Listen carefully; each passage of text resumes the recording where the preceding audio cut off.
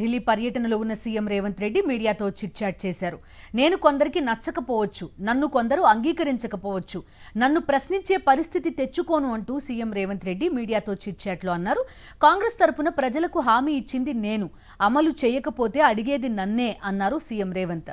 కొందరు తనపై దుష్ప్రచారం చేసి శాడిస్ట్లలా వ్యవహరిస్తున్నారని చెప్పుకొచ్చారు. కులగణన వివరాలతో త్వరలోనే చట్టం తెస్తామన్నారు. వాటి ఆధారంగానే ఆయా వర్గాలకు ప్రభుత్వ పథకాలను వర్తింపజేస్తామన్నారు సీఎం రేవంత్. పూర్తి డీటెయిల్స్ అందిస్తారు మా కరెస్పాండెంట్ వెంకటేష్, లైవ్ లో సిద్ధంగా ఉన్నారు. చెప్పండి వెంకటేష్, చిట్ చాట్ లో ఏం మాట్లాడారు? కులగణనతో పాటు ఈ ఎస్సీ ఉపకులాల వర్గీకరణ ఈ అంశం పైన పూర్తి స్థాయిలో ఒక చర్చ జరిగేలా, జాతీయ స్థాయిలో చర్చ జరిగేలా కొంత రేవంత్ రెడ్డి ప్రయత్నిస్తున్నట్టుగా కనిపిస్తోంది. ప్రధాని మోదీ పైన చేసిన కామెంట్స్ గానీ వీటన్నింటిని బట్టి ఎట్లా అర్థం చేసుకోవచ్చు వెంకటేష్?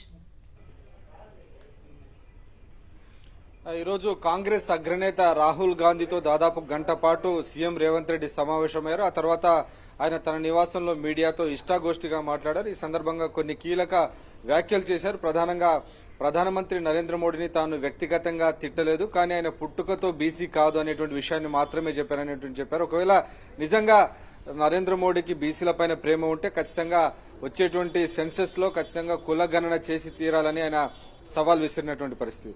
సో మొత్తానికి ఈ విషయాన్ని ఇప్పటికే తెలంగాణలో ఒకవైపు కులగణన, బీసీ కులగణన పూర్తయిపోయింది. అలాగే ఇటు ఎస్సీ వర్గీకరణకు సంబంధించినటువంటి అంశం కూడా దాదాపు చివరి దశకు వచ్చింది. సో ఈ రెండు అంశాల నుంచి పొలిటికల్ మైలేజ్ తీసుకునేటువంటి ప్రయత్నం కాంగ్రెస్ పార్టీ చేస్తుంది. అందులో భాగంగానే నేరుగా ప్రధానమంత్రి నరేంద్ర మోడీపైనే సీఎం రేవంత్ రెడ్డి విమర్శలు గుప్పిస్తూ ఈ విషయాన్ని జాతీయ స్థాయిలో చర్చనీయాంశంగా మార్చినటువంటి పరిస్థితి. సో ఒక విధంగా సవాల్ విసిరారు. నిజంగా ఆయన గనక బీసీ అయితే దేశంలో మొత్తం కులగణన చేసి తీరాల్సిందేనని ఆయన డిమాండ్ చేస్తున్నటువంటి పరిస్థితి. నిజానికి ఇటు రాహుల్ గాంధీ కూడా అనేక సందర్భాల్లో కూడా ఈ అంశాన్ని పదే ప్రభుత్వాన్ని డిమాండ్ చేస్తున్నప్పటికీ కేంద్ర ప్రభుత్వం ఇప్పటివరకు ఈ అంశంపైన ఎలాంటి విధాన ప్రకటన చేయడం లేదు. సో దాని ఫలితంగానే ఈరోజు సీఎం రేవంత్ రెడ్డి కూడా బీజేపీ నేతలకు ప్రధానమంత్రి నరేంద్ర మోడీకి ఈ అంశంపైన ఒక సవాల్ విసిరినటువంటి సందర్భం.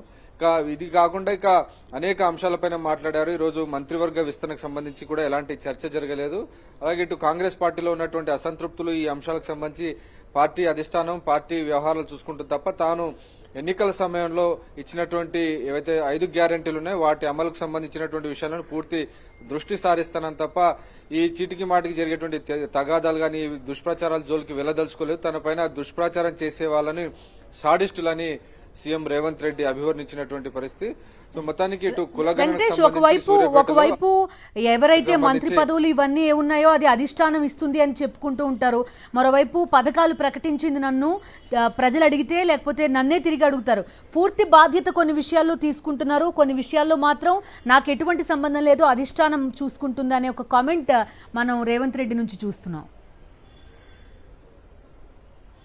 ఆయన మొదటి నుంచి కూడా ఆయన పీసీసీ అధ్యక్షుడిగా ఏ విధంగా అయితే వ్యవహరించారో అదే తరహాలో కూడా ముఖ్యమంత్రిగా కూడా తాను అదే తరహాలో వ్యవహరిస్తున్నటువంటి విషయాన్ని చెప్పేటువంటి ప్రయత్నం చేస్తున్నారు. కాంగ్రెస్ పార్టీలో ఉండేటువంటి తగాదాలు గానీ, పదవుల కోసం నాయకులు చేసేటువంటి పైరవులు, ఈ అంశాలన్నీ కూడా పార్టీ అంతర్గత వ్యవహారాలన్నీ పార్టీ నాయకులే చూసుకుంటారు. కేవలం తాను గవర్నెన్స్ పైనే, గ్యారంటీల అమలుపైనే దృష్టి పెట్టాను. రాహుల్ గాంధీ ఇచ్చినటువంటి ఎజెండా ఏదైతే ఉందో దాన్ని మాత్రమే అమలు చేసే దిశగా ముందుకు వెళ్తున్నాను, అంతే తప్ప ఈ తగాదాల జోలికి వెళ్తే అవి ఎన్నటికీ పరిష్కారం కావు, ఎప్పటికి కూడా ఎవరికి సంతృప్తి చెందరు అనేటువంటి విషయాన్ని ఆయన కామెంట్ చేసినటువంటి పరిస్థితి. వీటితో పాటు ప్రధానంగా ఇటు కులగణనకు సంబంధించి ఆయన ఈ నెలాఖరు కానీ లేకుంటే మార్చి మొదటి వారంలో ఒక చట్టం తీసుకొచ్చి దాన్ని ఆధారంగానే సంక్షేమ పథకాలన్నింటినీ కూడా వారందరికీ వర్తింపజేసేలా చర్యలు తీసుకుంటామని చెప్పారు. Okay Venkatesh, thank you.